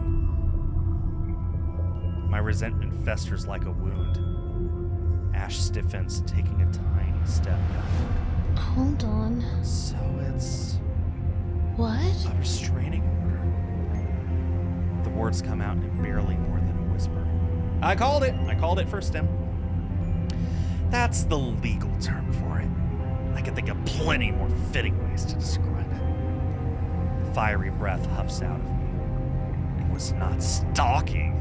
The world's a free place. You can't get in trouble for keeping your eye on your own possessions. The hatred seethes within me. I glance at Ash and see that they're almost tearful. What's wrong, Ash? Surprised by my determination? I did call it. You can rewind the stream. I had originally said restraining order. You said they must have been married, divorce papers. Anyway, I chuckle as they shuffle worriedly. This is crazy. This is all so... Their tongue ties itself in knots as they try to answer. I'm serious. You know you never had to do any of that stuff, right? Those exes, they left because you clung onto them too hard. Like with me right now. Their eyes flick toward the locked door for a split second. This is... You didn't need to lock me in. I wanted to stay. Wanted? That's exactly it, Ash. Past tense. You people always change your mind, don't you? Sure, you might be all loving and loyal one minute, but the next, oh no. Now you want to leave me behind. I learned long ago that trust doesn't work, and that betrayal is inevitable. My voice climbs in volume as I puff my chest out in superiority. But I'm not gonna let it happen this time. That's why I've been crafting this plan for months, years even. The perfect plot to make sure nobody ever defies me again. And thanks to your willingness, it's finally come true. I lick my lips as though I'm about to devour a delicious meal. Nothing's gonna get in between the two of us. I've trapped you here, and now you've no choice but to submit to me. I barely even had to do anything either. They agreed to come home with me like a shot. Literally walked into my trap. You'll never be able to betray me like everyone else did. I'm going to keep you locked in here forever, where no one can interrupt our relationship or take you away from me. I'll preserve you like the treasure that you are. I'll take care of you every day. Whenever I get home from work, you'll be right there, just where I left you. I'll make you real comfortable. Ooh. Ash bristles with alarm, taking another step away from me. It makes me laugh. I don't know where they think they're going to escape to. You're scaring me, Skull. Their voice comes out in a whine, and they seem on the brink of tears. It only fuels my sense of power, though. I could get addicted to this rush. This isn't who I thought you were. I wanted you to be someone I could really be myself around. We don't always get what we want, though, do we? I certainly haven't yet. But now I will. You're all mine now, my little slice of heaven. Stop it. No. It's getting a little light. I advance slowly, the anticipation almost overwhelming me. we'll be able to enjoy this perfect relationship in peace. No interruptions, no betrayal, just you and me forever. It feels as though the world stops spinning. Ash and I stare each other down, their face the perfect picture of horror. You can't. No, you can't do this. Wailing like a horrified child, they finally crack, cowering in fear. I thought you'd say that. I roll my eyes, but my grin stays in place. I've already come up with the perfect solution. Luckily, I prepared a little something to help you warm up to the idea. I turned my back to Ash, my confidence firmly in place. They can't get out, no matter how long I take my eyes off them for. Opening up the cupboard I checked earlier today, I find its contents laid out just right. I swipe the first item, a face mask from the top shelf, and put it on securely. Then I grasp the bottle from the next shelf down, lifting it carefully. When I twist the lid open, my nose is met with the faintly sweet smell even through the mask. Seems like I did this right. Memories from last night resurface in my mind as I grab a towel with my free hand, pouring some of the liquid onto it. I found out how to make this yourself online, and you don't even need that many unusual ingredients. Nail polish remover, bleach, all things you can buy inconspicuously. It had been a bit of an experiment, and the mixture had fizzed quite a bit. In the end, though, my stint as a mad scientist had paid off.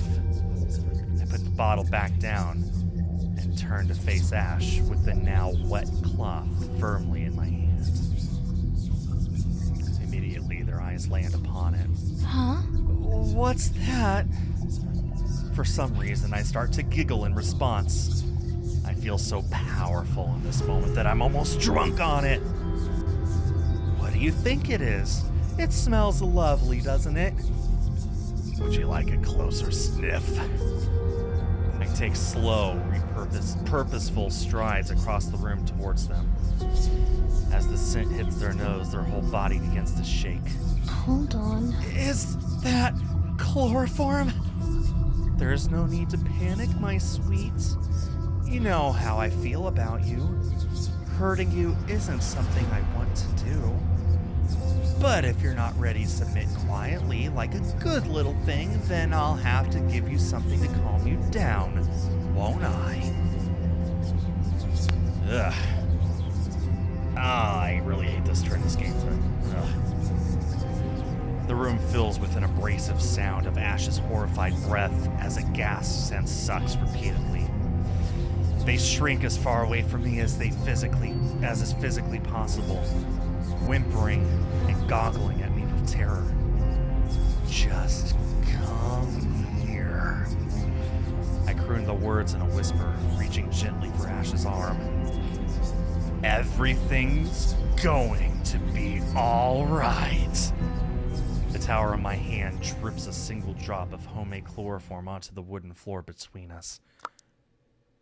The tiny plop is no louder than a pin dropping, but as though it had been as sharp as a gunshot, it snaps Ash out of their frozen state.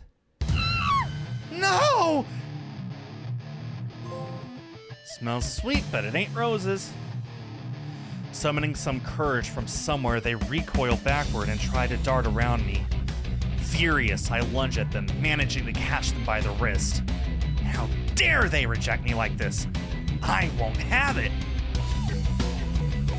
You guys, I gotta see Fake Skull's face right now. That is unnerving.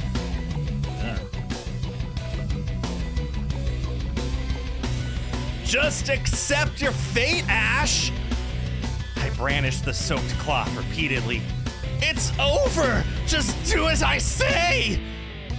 Huge tears begin to cascade down Ash's face, and their shoulders shake as they sob. Please, just... Please, Skull, don't! The poor thing looks like a frightened animal, but it's not going to sway me from my decision. This needs to happen. Tightening my grip on their arm, I force them toward me while trying to force the cloth onto their face. If I could get it over their nose and mouth, it shouldn't take long for the drug to kick in. Stop it. No! Stop! Ash writhes and squirms with all their might, staring at the cloth. But at least through all this, we're keeping their pronouns correct. Staring at the cloth with a feverish sense of fear and doing everything they can to not get close to it. Damn, they're surprisingly strong for a short person. It's taking almost all I have just to keep them in place, and I can't get the chloroform onto them like this. I'm going to need to change the situation somehow. Well...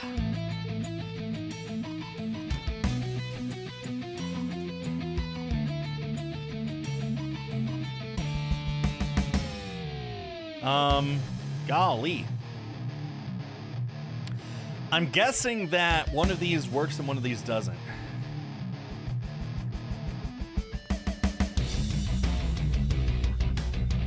Okay, putting up to a vote in chat. Do you guys want to see us pin Ash's arms or pin Ash's legs? Should have made separate saves. Oh, actually, good point. Yeah, I can still do that. Pin Ash's arms or pin Ash's legs? I love democracy.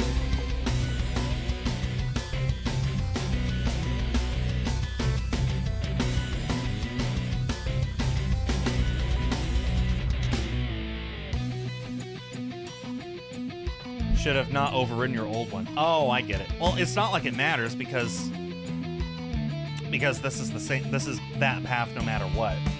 Like, we didn't have a branch before that, or since then, I guess. Go for the feet. Legs it is. I guess if their legs are out of the equation, their movement would be pretty limited. Okay, and now we save right there. There we go. How do I do this? Do I try to wrap one of my own legs around theirs, or... No, I think I'm going to have to make a bold move here. I grip the towel securely in my right hand, making sure that I've got a good hold on it. After a moment of psyching myself up, I pounce. Letting go of Ash's arm, I lunge downward. They don't see it coming at all, and I end up essentially hugging their legs in an awkward tackle. The impact instantly causes me to wobble backward. Since they can't move their legs to steady themselves, all I can do is fall. All they can do is fall. The pair of us crash to the floor with a painful thump, narrowly missing the table. Ash tries to scramble to their feet, but of course they can't. I'm still binding their legs like a snake, twisted tightly around them. Sensing that this is my moment to really get things under control, I kneel up, leering down at Ash as they lay sprawled on their back. With lightning-fast movements, I release their legs, throwing my whole body against theirs from above. It works perfectly. Poison touch. Ash can't react fast enough to evade me, and they end up pinned to the floor beneath me. Using my entire weight to hold them, I free up my right arm, slapping the chloroform cloth fully over their face at last. Protest all you like, Ash. You can't shake me off now. A sense of superiority floods me as I stare down at them, whining and twisting underneath me. I feel much more confident about the hold I have on them now. I don't think they can overpower me. How long does it take for chloroform to affect someone? I hope I don't have to keep this up all damn night. Ash whips their head this way and that, but it's easy enough to keep the towel pressed over their nose and mouth. I only start to worry when their arm comes free from my left hand. They swipe at my face, probably in an attempt to punch me. It doesn't hurt, and I manage to pin their arm back down again. The problem is that they've knocked my mask. It's not covering my face properly anymore. Is it too dangerous for me to be this close to the towel without protection? I didn't look into the fine details of how chloroform works. I just know that it knocks people out if they breathe it in for long enough. God, it stinks. It still smell stings my nostrils sharply. Ash must be hating this. Now I'm torn. Do I try to cover myself up again? How would I even do that without risking Ash getting out from under me? I can't afford to let that happen, but I also can't afford to get drowsy from inhaling this stuff myself. Shit, this isn't good. What to do? Oh, come on!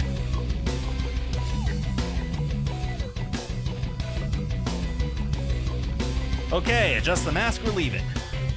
Hello, police, there's a psychopath here. The real unfortunate thing is I'm pretty sure this kind of thing isn't that uncommon either. It's maybe not that rare. I would call it more or less uncommon. Normal, healthy people do not think like this, but there are definitely some people who do believe like relationships are like possessions and they'll do anything they can to keep them. So, you guys want to adjust the mask or leave it?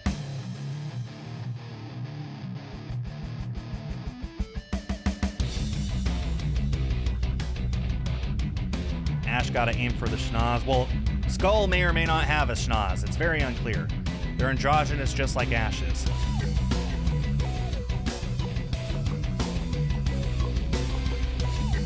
You actually want me to fail? I'm pretty sure that adjusting the mask would make it fail them. I kind of want for them to fail too.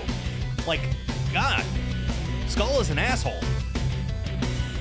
Or leave it, you mean. So, leave it. Okay. Well, we're going with leave it. Okay, and that one? There we go. Damn it, I don't dare loosen my grip on Ash now. Not after all this struggle. I'm just going to have to pray that the chloroform isn't strong enough to get both of us. Ignoring the deceptively sweet scent as best I can, I stay pressed rigidly against Ash. They're still writhing, our bodies rubbing together. If this weren't such a desperate situation, I'd be kinda turned on right now. Come on, stop fighting! I'm not sure how many minutes pass, but after some time, I get my wish. Oh, the nose! Duh, the schnoz, the schnauzer. Ash's movements become weaker and her eyelids begin to droop slightly. Finally, the chloroform is working. They're trying to speak, but it's hard to tell what they're saying through the towel.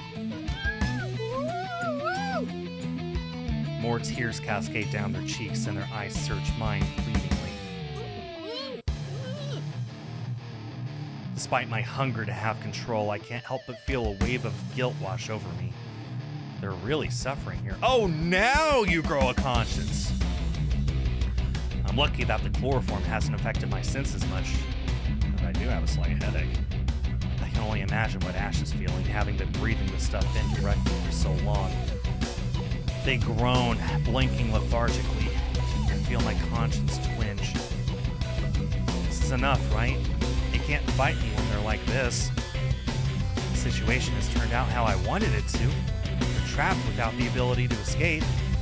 There's no need for me to take it any further. Heeding the last shred of humanity left in me, I pull the towel from Ash's face. A flicker of guilt. Immediately, they start gulping loud, desperate breaths of fresh air, crying with relief. I fling the damp cloth across the room so that neither of us can reach it. It's probably best if we leave it out of the equation now. I go straight back to making sure Ash can't get out from underneath me, but it seems like I don't need to be so forceful anymore. A little color has come back to their face, but they're apparently too drained to move. They simply stare up at me, with distress twisting their expression as they catch their breath. I'm happy that my plan succeeded, but I hate seeing them look so hopeless. Now you grow a conscience. See, if you just obeyed me, I wouldn't have had to do that. Ash's lips part, but instead of words, only more sorrowful cries come out. I try not to look at the rivers of tears streaming down their face. It's too much.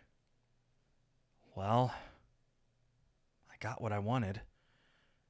I'm exhausted and I do kind of feel bad about the lengths I had to go to, but here we are.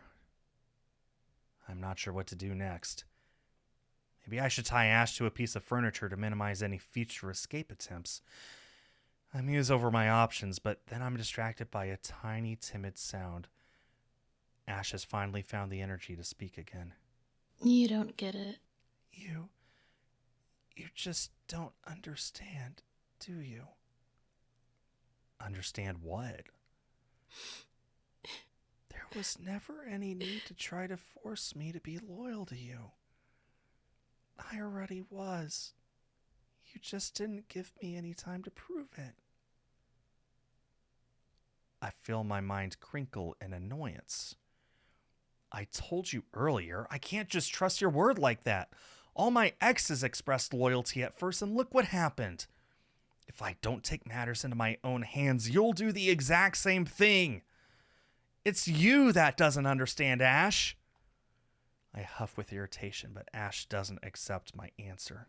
No. No, Skull. You're wrong. You're so incredibly wrong. The sudden sharpness of their voice causes me to gaze in surprise at them. They might still be surrendering to my grip, but there's a fire in their eyes that wasn't there before. Listen. You only know certain things about me. You've only heard a scrap of what I've been through. Do you really think I don't know what it feels like to love someone only to have them completely betray me and throw me away like I was nothing? The question hangs heavily in the air, and something unpleasant rattles through my stomach. How can Ash suddenly relate to my past experiences so accurately? Have we really faced the same kind of hurt? What? Ash sniffs, seeming to brace themselves. Can you imagine, even after all of this, Ash is still trying to reason with Skull? That is just... wow. That's some kind of strength. Remember when we talked about how my gender identity can make relationships complicated? Of course. It had triggered me to tell them my slightly deceptive tales about my exes. If you want the truth.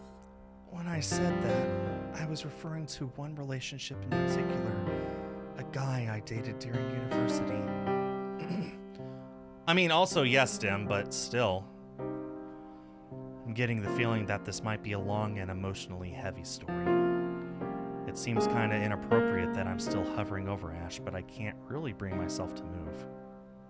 I think my paranoia would be more comfortable if we just stayed like this for now. Putting my full attention on Ash, I listen as they spill their thoughts. Right. I wasn't really that outwardly expressive of my non-binary identity when we first started dating.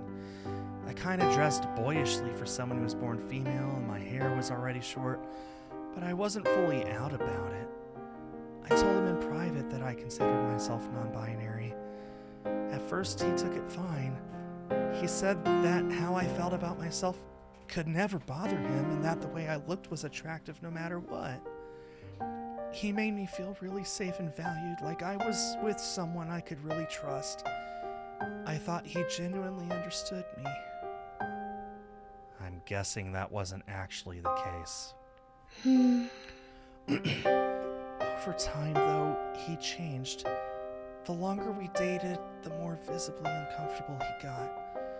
As I started to gain confidence and be more open about my identity with people, he began to pull away from me. He wouldn't hold my hand as much in public, wouldn't be physically intimate with me. Their brow creases with sadness as they recall it. It was like his love was slowly draining away. And then came the subtle comments. Things like, yeah, those jeans are cool. Have you considered wearing a dress though? Or aren't you curious what you'd look like with makeup? I think you'd be prettier. He never actually admitted that he was hating the way my style was evolving, but I knew that's what he was thinking. It really, really hurt me. He'd keep me coming back to him with nice words or thoughtful gifts, but romantically he was constantly digging at my whole person, like he was resentful of it. I don't think he found me attractive at all toward the end. Another fat tear rolls down their cheek and my heart aches for them. I think I totally repulsed him. God, it must have been torture having to endure that every day. Being involved with someone you cherished and having that person undermine your whole idea of yourself. That must have felt horrible. Ash nods slowly. Yeah. He made me feel so inferior and disgusting. I almost felt guilty for trying to be true to myself. Like it was wrong.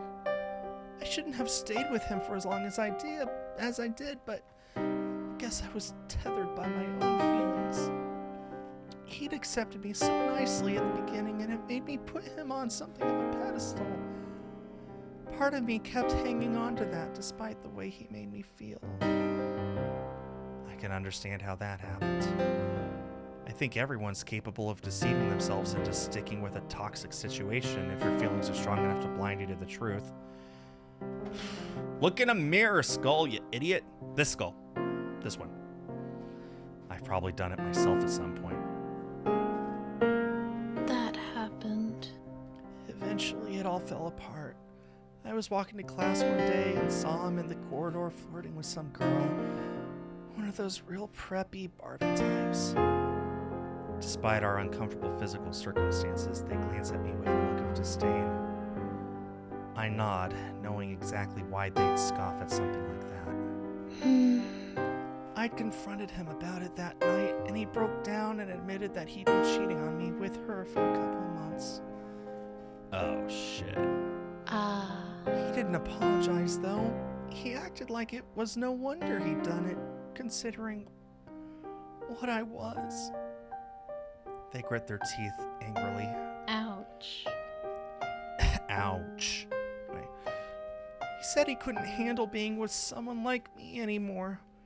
That he was relieved that I'd caught him, and that he had a solid reason to break up with me. He left you? Yeah. Yep. He and Barbie must have had a great laugh bitching about me in between talking all the lovey-dovey selfies they kept posting everywhere. Ouch. That's rough, being swapped out for a real girl. As if being non-binary was shameful enough, which it absolutely isn't. I'm sorry that happened to you, Ash. You hum a low, annoyed sound. Not as sorry as I was. I sunk into a really deep depression after we split up. I couldn't focus on my studies at all. It almost ruined everything. Their anger seems to give way to sorrow again, and they heave a melancholy sigh. I got so torn up over it that my grades really suffered. I actually ended up taking a year out and moving back home with my parents so I could get my head into a better place. I felt like a total failure. Wow, they must have really hit rock bottom. You know. I did go back and finish my degree in the end, but it took me a long time to come to terms with what that guy put me through. After telling this, they fall silent once more. Their eyes lose focus as they stare over my shoulder. It must have been tiring to share so much personal stuff, so I let them just be for a while. As the quiet washes over us, I got lost in my own thoughts too.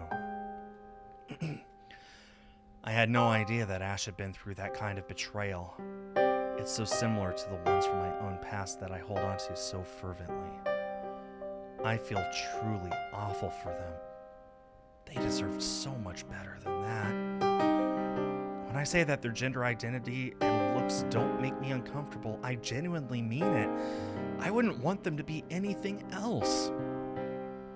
That guy must have caused so much emotional damage by treating them like that. It probably contributed massively to how shy and uncertain they are. Not only that, but something else has just occurred to me after hearing all of that.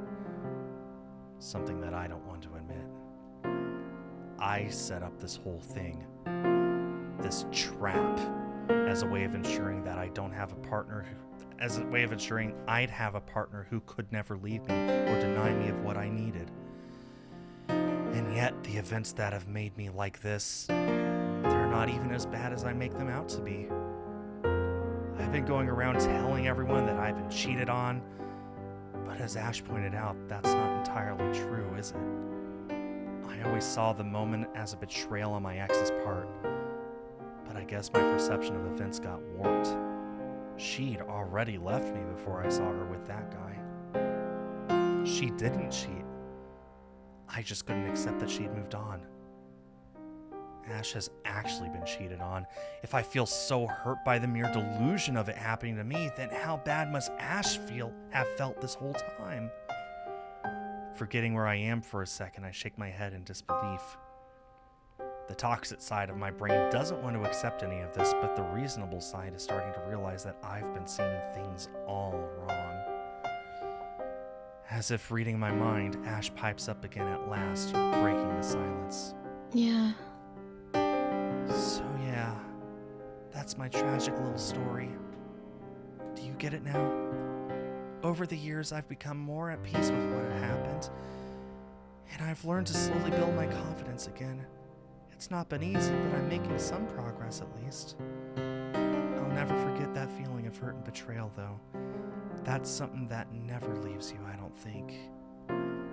They exhale a long, slow breath. That happened. That's why I understand how you feel. I'm not saying that it's right, but I could see how you've become so...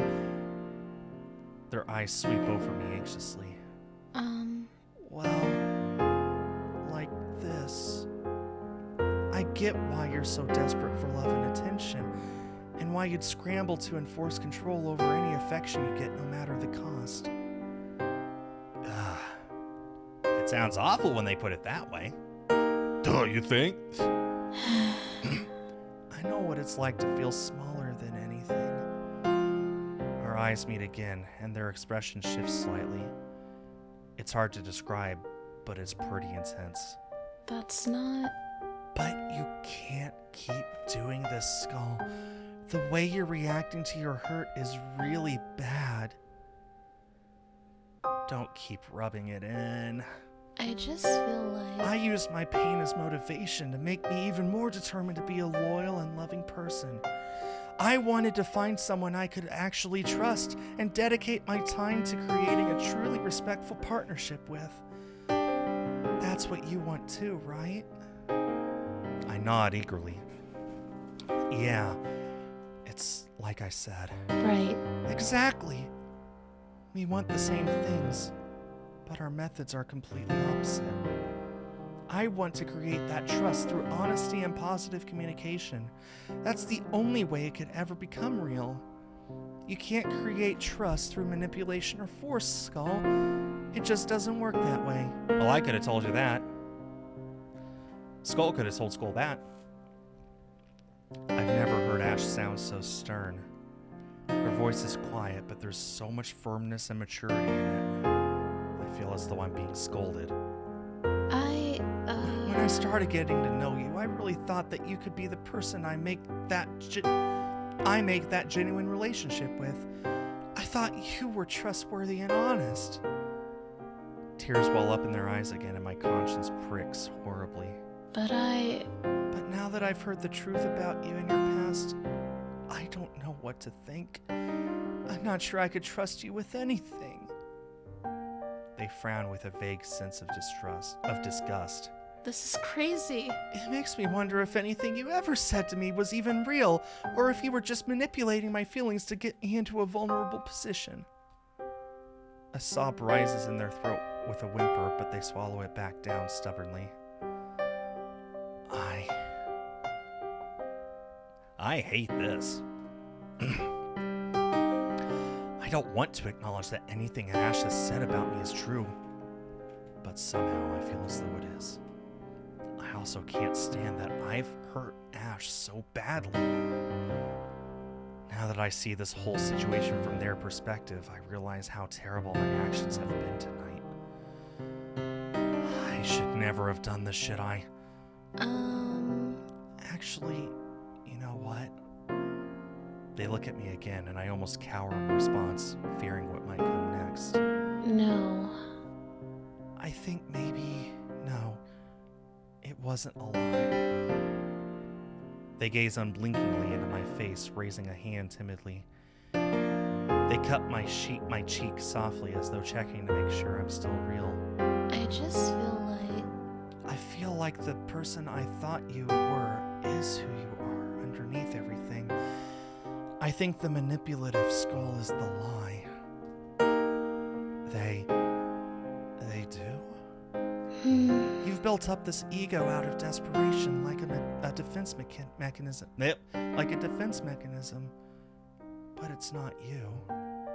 If you found a way to let go of it, then maybe that good side of you could shine through again. Is that even possible? This is... It's a real shame. Their chin wobbles as they hold back more tears. If you didn't have this abusive side of you, then I'd... They cut themselves off, squeezing their eyes shut and fighting back the urge to cry. Ash, I want... Crumbling under the pressure at last, I break down. I lower my head so that Ash can't see, gasping through gritted teeth as I cry like a child.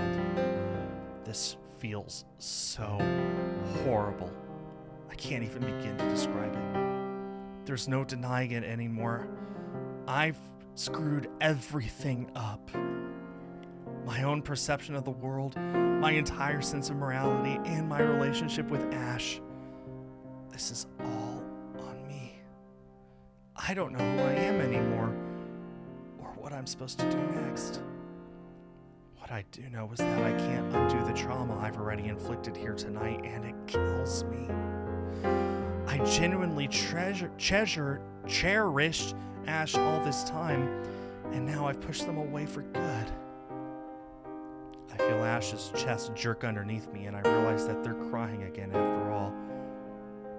Maybe my own sorrow sets them off. For a minute or two, we do nothing but sob. Thanks to Ash's tears combined with mine, their t-shirt is soaked. After a while, our upset dies down somewhat. I feel Ash shift underneath me again, and I raise my head to look at them. I'm really starting to hurt here. Oh, yeah, I guess having my weight constantly on top of them for so long is getting pretty painful. It's almost funny. I fought so hard to get them in this position. But after everything we just talked about, I feel differently. I can't lie. A sense of defeat threatens to poison my mind as I think about giving up my victory. But what little conscience I still have ignores it. We can't stay like this anymore. Stiffly, I pushed myself to my knees, freeing Ash from my grasp at last. Ah, crap. I didn't realize how badly being in the same pose for that long had affected my limbs. My joints are screaming with pain, and I'm sure Ash isn't feeling much better. Sheepishly, we struggle to our feet. I'm going to keep going because I'm curious how this resolves. This is very awkward. How do we move forward after something like this? I don't really know where to go from here. I just don't want any more drama. You can at least give me that, can't you? They gaze at me with pleading eyes, and I nod feverishly. Yeah, I won't. My words dry up out of shame. Ash's shoulders sag ever so slightly in relief. I'm sorry. I do really feel for you and what you've been through. But I just can't process my feelings right now. Tonight has been so intense. Understatement of the year. I need some time away from you. My stomach clenches in sadness. Yeah. To think things through. I feel as though the second they step outside of this apartment, they'll never want to see me again. And I can't stand it. However, if I want to take even the tiniest step towards redeeming myself, I should respect their wishes. Sure. Oh, and we should... They glance at the forgotten chloroform cloth warily. We probably shouldn't tell anyone about any of this, right? Are you... I thought you'd, call the police, or... I'd half expected it. No. No, that'd be so... I'd rather we just kept it a secret. I'm not sure if I even deserve such mercy, but I guess they want to avoid stretching this whole situation out any longer than we need to. All right. Ash nods, suddenly unable to look at me. Then, with tiny scared steps, they skirt around me, heading toward the door. I feel like there's a knife in my chest as I listen to their footsteps patter across the wooden floor. Then I hear a jolting sound and turn around. Oh, of course, the door's still locked. Wordlessly, I join them at the doorway, scooping the keys back out from inside my pocket. Once the door is open, the pair of us awkwardly step outside. We tread silently alongside each other, coming to a halt at the front door. I switch to a different key, unlocking the last barrier, keeping Ash within my grasp. As the door swings open, I feel a crushing sense of failure, followed by a bitter flash of hatred at my own sick desires. Just let them go. Ash immediately steps into the doorway. They gaze up at the cool night sky with wonder, as though they thought they'd never see it again. It makes the guilt claw at my heart even harder. They freeze for a second, as though they're about to say something to me. I wait expectantly, but no words come. We stand there, frozen in time, the evening breeze swirling around us. Like Ash, I feel like I want to say a million things right now, but of course, I can't bring a single one of them to my tongue. Ash takes a deep breath, half turning toward me. Then they seem to change their minds, swiveling back to face the street. They hesitate for just a second longer, and then they're gone. Once they're out of sight, I close the door, standing like a stone in the hallway. I'm a monster.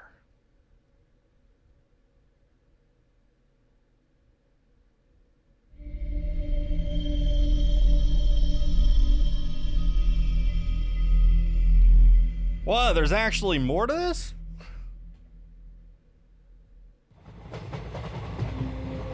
It actually continues, yo. I don't know how there could possibly be a happy ending after that, but there's at least more to their story.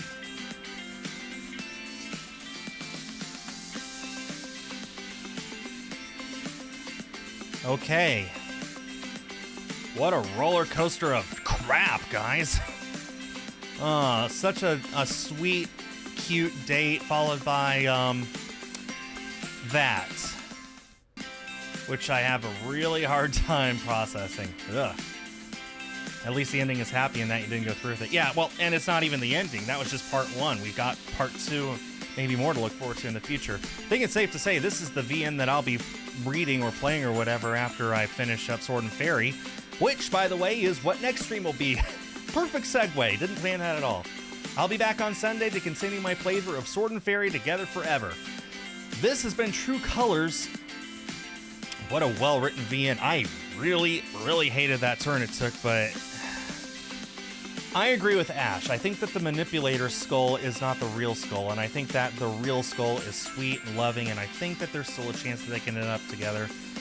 Although there's definitely going to be a lot of trauma and PTSD to move past, and let's just say Ash is a lot more forgiving than I am.